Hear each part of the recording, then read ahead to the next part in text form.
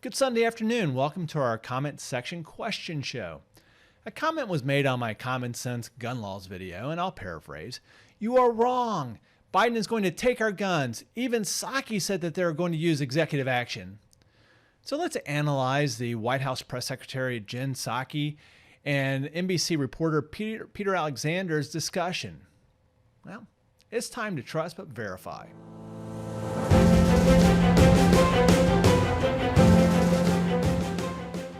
Hello from Washington, D.C., our national capital. I'm Chuck Kyle, a 30-year strategic planner, a strategic communications expert, retired intelligence officer, and a D.C. transplant from West Virginia.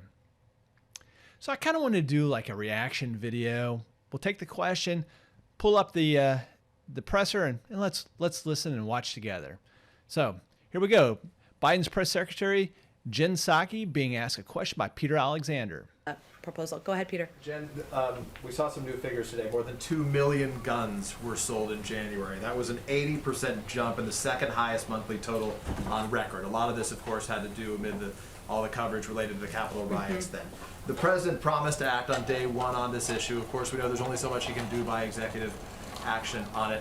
Where does this fall on his list of legislative priorities? There's only so much capital that you have in these first 100 and first few days. Okay, before we hear Jen Psaki's response, let's analyze Peter Alexander's question. I want to start with the 2 million gun sales in January of 2021, an 80% jump and the second highest month total. A lot of this has to do, of course, had to do with the coverage of the Capitol riots. Okay, so what's his themes and messages? He's connecting a jump in firearm sales with the Capitol insurrection. He's also setting the tone that there's a problem with 2 million gun sales.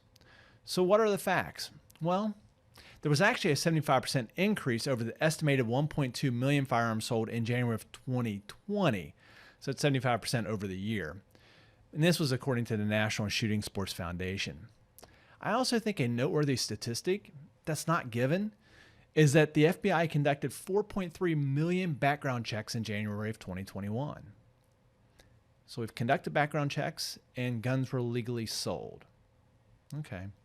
Lastly, the trend of gun sales, with the new president being a Democrat, plus President Biden's rhetoric on the stump, these are gun sales that you would expect. This is totally predictable, and it's not outside the ordinary. It's no different than when President Obama got elected. So this had really probably nothing to do with the Capitol insurrection, unless you had people watching the Capitol insurrection thinking those bad eggs are going to cause my Second Amendment rights to be whittled down, so therefore I'll go buy a firearm. That's a pretty far leap. Lastly, he asked, where does this fall on President Biden's legislative priorities? Meaning, what laws is President Biden going to try and get Congress to pass? Hint, H.R. 127. If you want to know more about that, check the link. So let's listen to Jen Psaki's response. You're right, and he has an ambitious plan on a lot of areas and on a lot of issues. I will say, as vice president, and even before that, the president took on the NRA twice and won. This is an issue he is personally committed to. Many in this building are personally committed to, and I think he would love to see action on additional gun safety measures to protect families and children, and knows that there is support across the American public for that. Okay, so she stated that as vice president and before, President Biden has taken on the NRA twice and won. So what's she talking about? First, she's talking about the assault weapons ban from 1994. This was part of that crimes bill. You know, the one that President Biden and Vice President Harris consider a failure. It was the bill that disproportionately incarcerated communities of color. Second, she stated that there is support across the American public for that. I'm not sure what that is. Protecting families? Absolutely, no doubt. Banning guns? I'm not so sure about that one. So let's continue.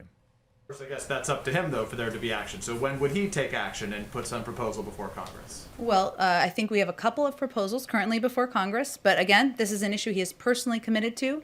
He has a personal, has worked on it many times in the past. But I don't have a date for you on when there would be a proposal.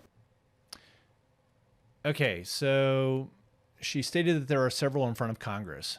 Okay, so that would be H.R. 127, H.R. 1004, 1005, 1006, 1007, and 1008. H.R. 127, and I mentioned that one before. But let's look at this again. We're talking about 1.2 million firearms that were purchased legally. All the individuals had background checks. The FBI is aware of all the transactions, knows who purchased them, what they purchased, where they purchased, and who has them in their possession. This actually sounds like a gun policy working. So when we truly listen to both Alexander and Psaki, they're stating that these purchases should not have been allowed to happen. But why? I go back to the removal of the Second Amendment. They do not want the common person to be able to purchase a firearm. In another interview, I guess, Jen Psaki stated that the president has not ruled out executive action. It wasn't in this one, at least I just didn't hear it. So this signals two things. First, if there is a belief that they have a mandate to get rid of all guns, they have Congress, and they have the American people, why would you need executive action?